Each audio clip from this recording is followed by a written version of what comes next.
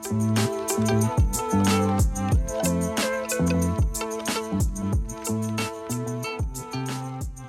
up, everybody? Welcome to episode 3 of Prop It Like It's Hot, powered by Prop Insiders. I'm Nick, and I'm joined here by my friends Clayton and Lucas.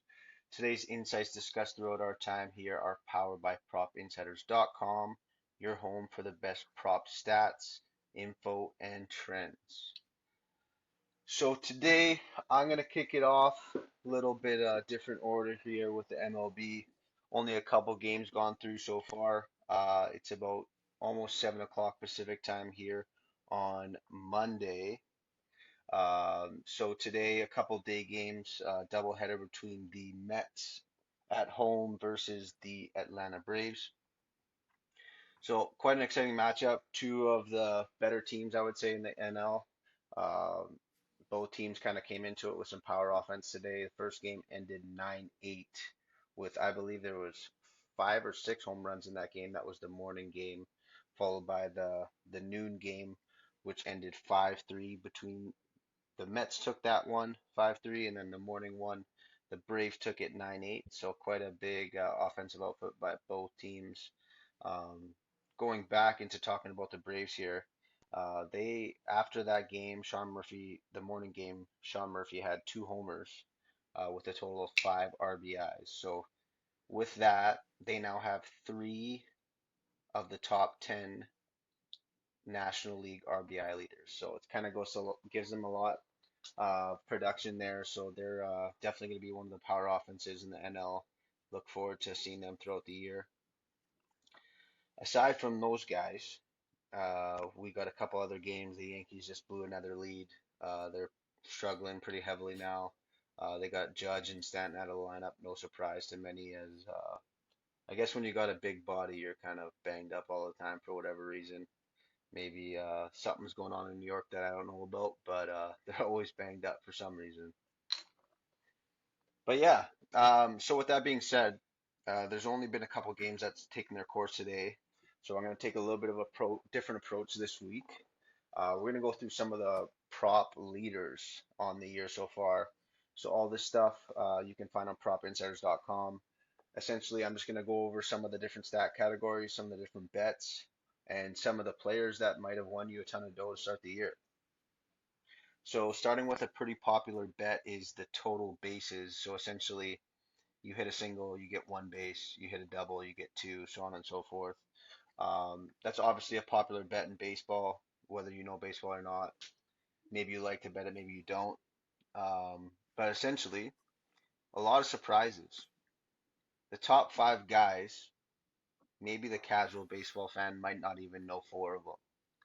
So, so far this year, number 1 on the list is Bryson Stott. So he's, I believe, a second or third year guy for the Phillies.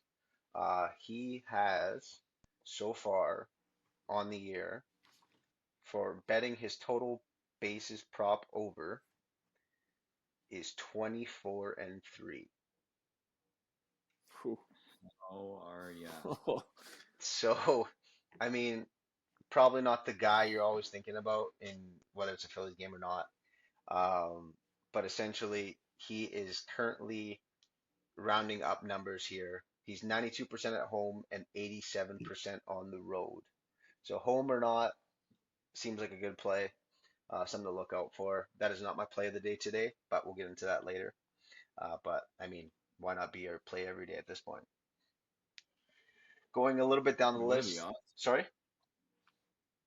So no, what are the odds on this? I'm trying to see for tomorrow's game. Like, what's the books keeping them at? Yeah, I mean, it depends on your respective books, obviously, but you're a guy like that to start the year, you're almost getting it always at point 0.5 in terms of the over under. So if he gets a single, you're laughing. That line might be getting adjusted now, given that he's 24-3. So, um, It is. It's up at 1.5 plus 145 for tomorrow's game versus the Dodgers. interesting. Uh, so I mean, plus 145 for a guy who's over I mean, even if every hit was a single in those 27 games that he's appeared in so far, it can be a double. it might get 2 hits. You never know. So it's Yeah, generally so far we're looking at a pretty decent play there. He's at an six 89%. 60% at 1.5. Hmm. So Yeah, I was just thinking he's that still too. at I a mean, good that's clip. it's a nice value bet Yeah, I mean for 60% at sure. plus money, you're gonna love that every day of the week. So going down the list here, I'm just gonna go through a couple props, but to finish up on total bases, number two is Matt Chapman. So probably at this point, especially again being Toronto Blue Jays being the hometown team, it's a household name, I guess. He's 21-6 on the over. Estuary, that I have no idea how to pronounce his name, but the leadoff guy for the Oakland Athletics. I know it's a little bit different. I'm usually good at names, but the leadoff guy for the Oakland A's, he is 21-8 on the year, so he takes a third spot. Mauricio Dubon, he's imported from the Giants to now the Astros, who's kind of played a significant role with a couple of their injuries there. He's 20-3 on the year, so almost as good as, again, we rank our prop leaders based off of total wins instead of percentage. But he's up there in terms And of the two percentage two at. straight losses too. So Mhm. So he's at 87% on the season. And then Brandon Marsh, who's kind of had a resurgence this year, he is 20-6. So again, not a lot of household names there, but players to look out for nonetheless. Sometimes you got to go searching for the dough, and those guys have definitely been providing that dough. Going on to another prop here, another popular one I would say is total RBIs. You're always going to get these at point 0.5. I've yet to see one at 1.5, maybe once or twice last year with Judge, but that's really it. So essentially, we have our top five: Brian Reynolds at 15-12, Devers at 15-13, Bellinger at 14-10, Walker, or sorry, Christian Walker, I should say his first name, at 14-13, and then Adolis Garcia for the Rangers at 14-13 as well. So with that being said, I'm actually going to utilize this leaderboard today as one of my picks. So my pick of the day, I guess for tomorrow, Tuesday's games, is going to be Brian Reynolds, total RBIs over. So he's 5-0 in his last 5 games, so pretty healthy little stat there. And he is 2-1 on the over against the Rays away, which is who they play tomorrow on the road. So look for him to get an RBI. Pittsburgh's been having a pretty successful season so far. I look for them to maybe slow down because I don't yet believe it. But I mean, they're producing, so all the power to them. You look like you want to say I something. mean, yeah, I mean, just who the hell thought the Pirates through 29 games were going to be 20-9? Yeah, I mean, I don't think anybody could have predicted that. And Brian Reynolds has been an absolute stud on a lot of his props yeah, this series. If you check out the leaderboards on propinsiders.com, you'll see him up there on a lot of them. The guy's just hitting the ball real well. And I mean, honestly, big thing for a team that like nobody would have thought of was gonna be there. And they're playing like this. Vibes are high. yeah. You got this. You got Drew Maggie. Hmm. We getting called up, getting his first big league hit after what was it, 1,100 plus Yep. minor league games. yeah, I 10 mean, years or something like that. yeah. I mean, just immaculate vibes coming out of Pittsburgh. Um, I, do they slow down? Yeah, but probably like maybe, but it's it's kind of like when Yeah. like everyone's feeling good in the clubhouse. You got those kind of storylines coming through. I mean, that's just it's a fun place to play baseball right now, and they are. I think they can keep it rolling for at least a little bit longer. Yeah. They might fade as the season goes on, but right now those vibes just seem way too high, and um, that's just like momentum is just a big thing in general in Oh sports, yeah, right? And absolutely. when a team's rolling like that, tough to slow down. Yeah. Tough to slow down. I mean, realistically, you got to think they're going to be playing the Dodgers for 4 games in a row. Who knows how they fare against them?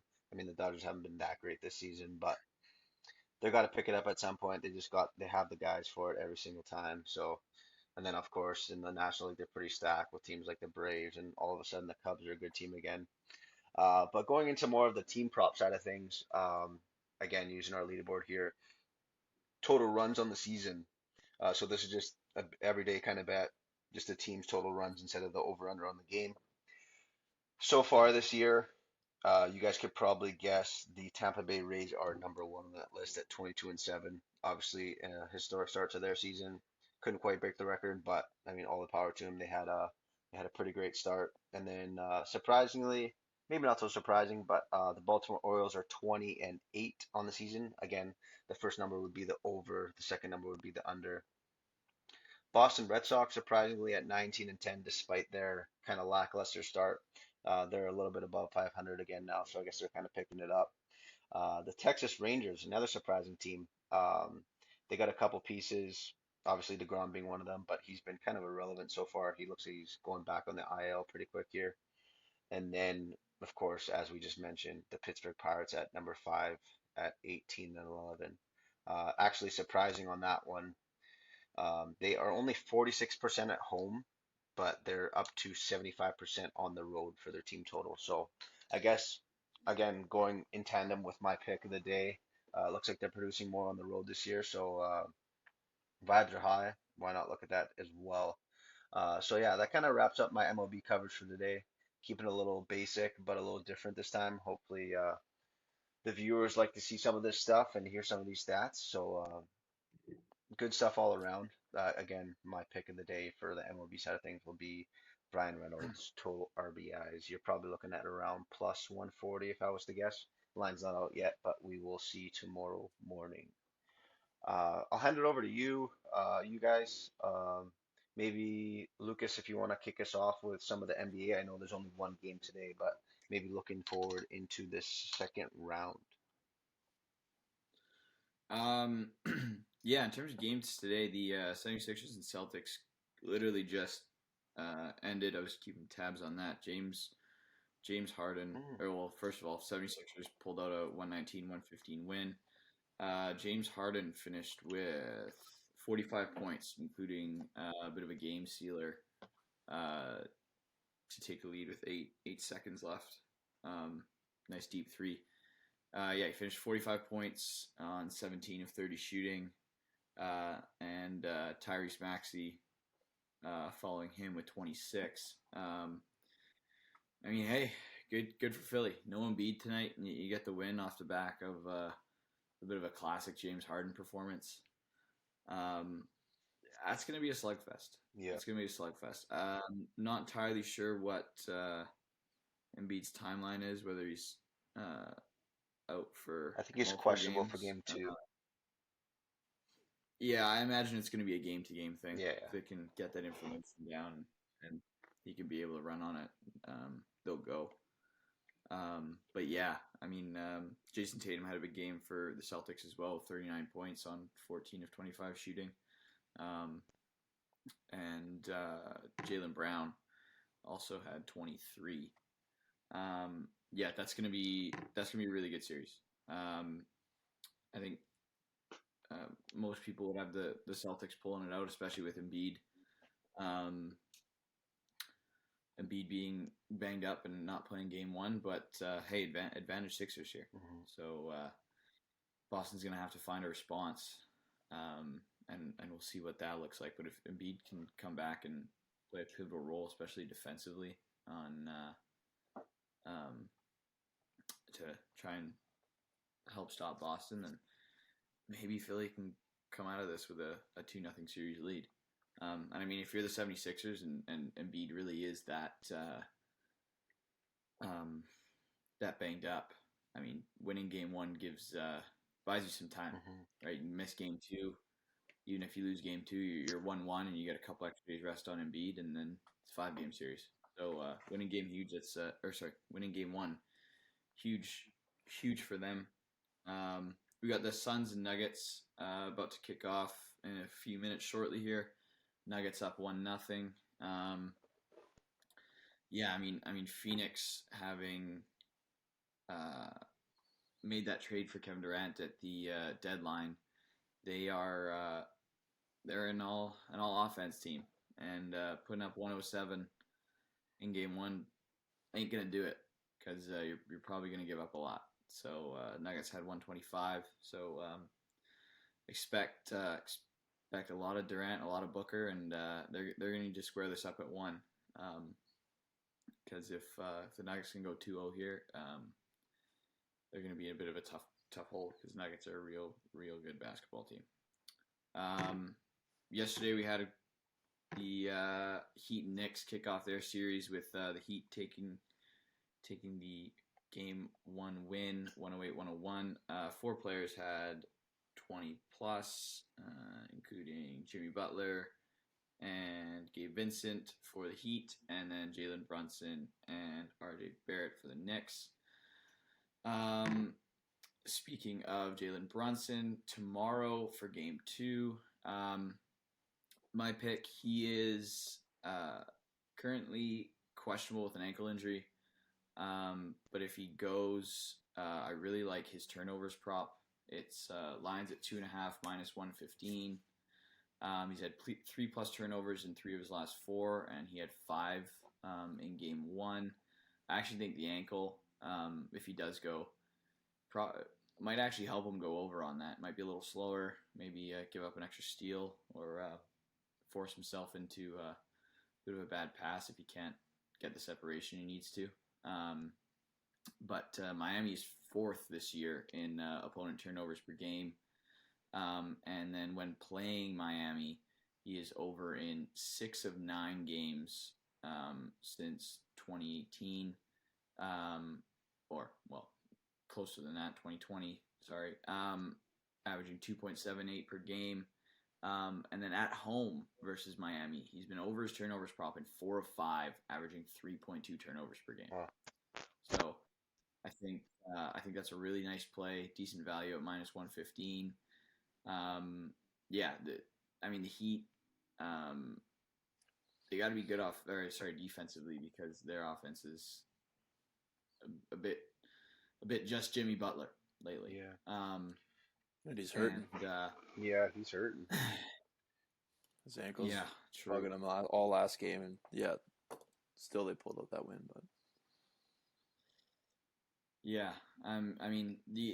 one of the only ways I see this prop getting into trouble tomorrow is just the pace that Miami plays at. They like to slow the game down. Mm-hmm. So if the possessions are a little limited for New York and maybe they don't ride Brunson as much with his injury, that might lead to an under. But if they ride him like normal, I really like over 2.5 for him tomorrow. He had he played 40 minutes in game 1. So if although he is questionable tomorrow, it's only ankle soreness, so I would expect him to go. A lot of icing and some tape job on him, and I think he'll play.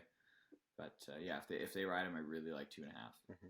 Yeah, no, I like that a lot. I think with Julius Randle coming back, it might take a little pressure off Brunson, but the ball's in his hand in almost every possession. So usually when the ball's in your hand, you can make more mistakes. So again, I'm all for that. I like that pick a lot. I just kind of, I'm sure you had it on your agenda, but let's talk through this Warriors and Lakers series. Obviously, the series to watch in round 2. I'm just kind of curious your guys' thoughts. You guys know I'm a Lakers fan and a LeBron fan, but I'm pretty worried if I'm the Lakers. Not the matchup they probably wanted. I think they would have fared much, much better against the Kings, who of course had a little bit of a disappointment. But I think I'm nervous they lose in like 5 or 6. Yeah, it's tough, especially with Curry putting up 50 in the final game. He's got that momentum to roll into. Probably one of the best, if not the best, clutch player at this point. Yeah, I definitely think they would have preferred the Kings, but you got LeBron. He's gonna have them boys ready. Mm-hmm. The Anthony Davis has looked like a beast so far in the playoffs. If he can just stay healthy, it was watching the game 6 versus Memphis. The Lakers are first in the West since the All-Star break with a 29 record. So would they prefer to see not Golden State? Sure, but by no means can you count them out, because that trade at the deadline really reshaped their team, and they're getting a ton of secondary scoring. I mean, D'Angelo Russell put up, I think he might have had 30 plus, or it was over 25 definitely, in that Game 6 performance. And if him, Austin Reeves, and Rui Hachimura can give some solid scoring behind AD and LeBron, I think the big thing is that at 38 years old, he's not going to be able to take over every game in a series anymore. No, definitely not. He's going to have to play a bit of second fiddle. So that secondary scoring is going to be huge for the Lakers. And then when he needs to, like in Game 4 versus the Grizzlies, he can put on a classic performance. But if they can continue to get that secondary scoring from those three guys, plus a couple others off the bench chipping in as well, I think they have just as good of a chance as any. I definitely think the biggest X factor is going to be Anthony Davis just staying in the ball games, because if he goes out, it's just added pressure on LeBron, and just at 38 years old, I don't know if he can do that anymore, really. Yeah. But yeah, I think they have a good shot. I can see this being a really exciting series. And I mean, we said it a couple weeks ago, right? If they got in, you don't want to see them. No. And the Lakers are as tough as a test as any. So it'll be fun. You have the throwback narrative between LeBron and the Warriors, looking to exercise a few demons after that stretch where the Warriors beat him in 3 or 4 finals. So yeah, I think we're in for a fun one. Mm-hmm. So cool. Yeah, I mean, I guess in conclusion to the NBA, I think Looney's gonna have a big, uh, if he has as big of an impact as he did in the King series. I think he had in 5 of the 7 games. I want to say he had 20 boards. So obviously that makes a big difference in extra possessions. I think AD might be able to limit that a little bit. Sabonis is obviously on the smaller side for a big, and he was really their only big in that whole series, which I think might have hurt them down the stretch. But I think that might have a good, maybe a positive factor, having AD be able to limit some of those boards. But NHL, obviously, Clayton, I'm gonna let you kick this off, but I'm sure you got lots to say about the Florida Panthers. Yeah, I mean, I think everyone could probably agree the first round was one of the best first rounds we've had in a long time. But yeah, that's the biggest story. Let's start there. The biggest choke job in the world by the Bruins. I had to listen to it on the radio on the drive back yesterday, but yeah, it was Panthers, and then a bit of a Boston resurgence. But that's good for Miami, I guess, with the Heat and now the Panthers there. So good playoff action down south. But what are your guys' thoughts on the Bruins choking it there? I'm sure a lot of people are loving it, but Yeah, I mean, I mean, go ahead. no, I just think, yeah, it's honestly, I think the most fun part about it is the fact that it stole the limelight from Toronto. Yeah, They won their first series in 19 years, and then the Bruins come up with the biggest choke job, and that's the bigger story. Oh, I'm sure they were partying regardless in Toronto. They didn't care. That's a double win. Of course, definitely. But I mean, it's just the irony in it is awesome. It's just awesome. But yeah, I mean, I read an article the other day, how the Bruins might really regret riding Ullmark for those 6 games. He really like gassed in Game 6 there, made that mental error that led to the Panthers getting a goal late, and then turning to Swayman in Game 7 after not having played all year. I mean, they rotated hard down the stretch from like January on, and it worked for them, and then they just abandoned it in the playoffs, and it looked like it kind of bit them. Yeah, and that's tough to sell, and it'll be interesting to see if that emotional little clip of Bergeron hugging Marchand and Krejci as well at the end of the game, and then giving the crowd a good salute. Who knows if they're back? Him and Krejci are 37 years old. I mean,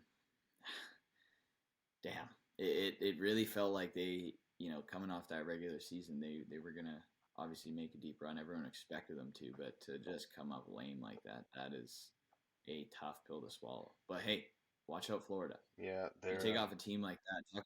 Talk about the vibes are rolling, right? They're coming as confident as any, and especially coming back down from 3-1 too. They're going to be a threat.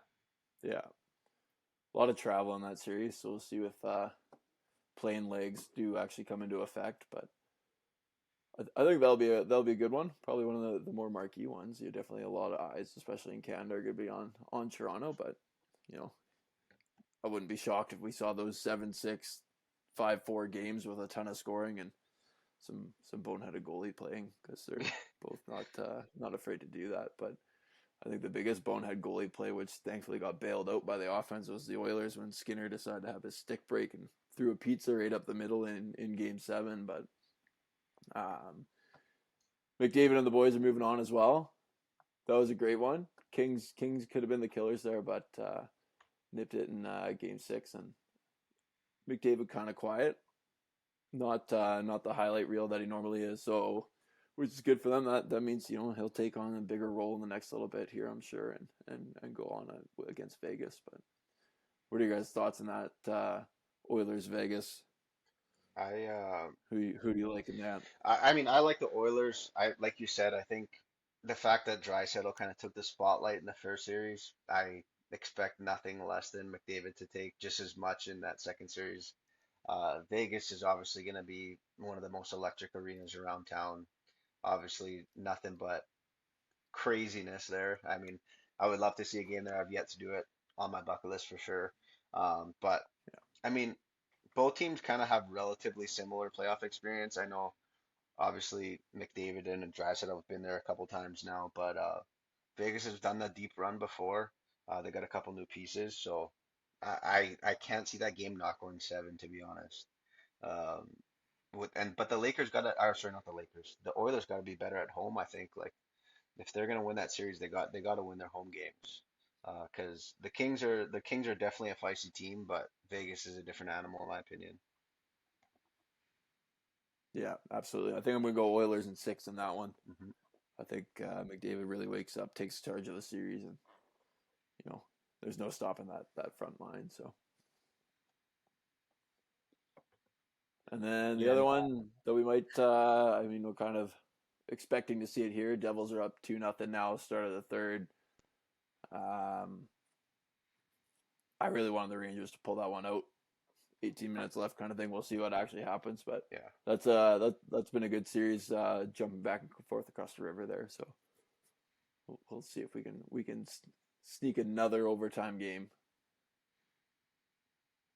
yeah.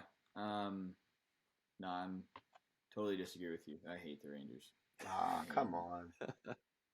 I hate the Rangers. I hate their fans. Being a Pittsburgh fan here, their Twitter fans are just obnoxious. I hate Jacob Trouba, like with all of my The heart. choo I choo hate him, train? man. You've just been I hate bullied. That's all. no, no. He's a cheap shot artist. He's a loser. Um, so go Devils. Bring it home. 18 minutes, please, So please. I'm assuming begging you. assuming it's the Devils, which it kind of looks like, fortunately or unfortunately, depending on who you are. Who do you like? I think Carolina's kind of got the team for it. Surprisingly enough, that side's not really obviously Shesterkin's a great talent, but it looks like some of the goalies on that side aren't really necessarily the top of the league. Especially with Samsonov for the Leafs and then Bobrovsky for Florida. I'm kind of excited on that side to see a lot of goals. Obviously, people love goals, especially playoff hockey. So I mean, I might be hammering every over that's made available to me. Yeah, it's gonna wander up and be cemented at 6.5, I'm sure. But yeah, those could be big ones every game, and I mean all the series at this point. I think the most quiet one that people probably aren't going to talk a ton about is the Stars and Kraken. Yeah, Kraken nip off the Avalanche, and it's kind of a forgetful win if you're not in the Pacific Northwest. I can imagine. So yeah. I mean, I love Yeah, that. I love the story. Yeah, Yeah, no, great arena, great I like atmosphere. I That's a new bucket list one. yeah, definitely. Those ticket prices ain't cheap though. No, I No, went this year. I went I got a Seahawks game and a Kraken game. Though honestly, man, it was one of the funnest games I've ever seen. I was with my uncle actually. He somehow made it onto the Jumbotron. We had a wicked old time. But yeah, no, that Kiss cam. not the kiss cam. Unfortunately, my ZR aunt wasn't there. So thankfully enough, no kiss cam. But yeah, no, that arena is electric. Obviously, Ottinger, definitely one of the better goalies left in the playoffs, so he might be able to put a little dampening in that crowd. Who knows? But definitely an exciting series for us over here on the uh, West Coast. Oh, Vancouver fans would just have a heart attack if it's Seattle, Toronto in the Stanley Cup. Yeah, I don't know who they'd rather see win. yeah, Yeah, my play is going to come out of that Stars Kraken game. I like Jason Robertson, first line, first power play. He's 4 of 5 on his assist props in the last 5 games, and he's been averaging one assist per game for the last 10 games. So sweet. sitting away, I think he finished 11th. And yeah, he did finish 11th for the assist prop hit rate for the season long run, but he's been putting it on throughout the playoffs here. 4 shots on goal and 1 assist last game when they closed out the Wild. So Sweet. that's my play. I looked it up. It's unfortunately not a plus money bandit. He's sitting at -110 for it right now. The under is -130, so it's pretty close to a coin flip in their eyes that he's going to get one. But yeah, I've been all over these assist props lately. I like it a lot more. You kind of get two shots at it versus having a goal. But Yeah, no, absolutely. So I guess that kind of wraps. We covered all the NHL series, no? yeah, we're all good. Sweet. Yeah, so I guess that kind of wraps up our day here. So in kind of conclusion, again, we're gonna finish off with our Prop Insiders three-leg parlay here. So we got Brian Reynolds over 1 or 0.5 RBIs, and then Lucas has got Jalen Brunson over 2.5 turnovers. and Clayton. I got Jason Robertson over 0.5 assists. Sweet. So all those are gonna be minus 115 and above. You're looking at close to 6 to 1 on that three-leg parlay. Hope you guys enjoyed our time here today. Thanks for joining us, guys. Um, One thing to note, propinsiders.com currently running a promotion. Use code playoff499 for your first month over 30% off. So that'll be 499 USD on the month for your first month. Hope you guys enjoyed our time here today. Thanks for tuning in and have a great night.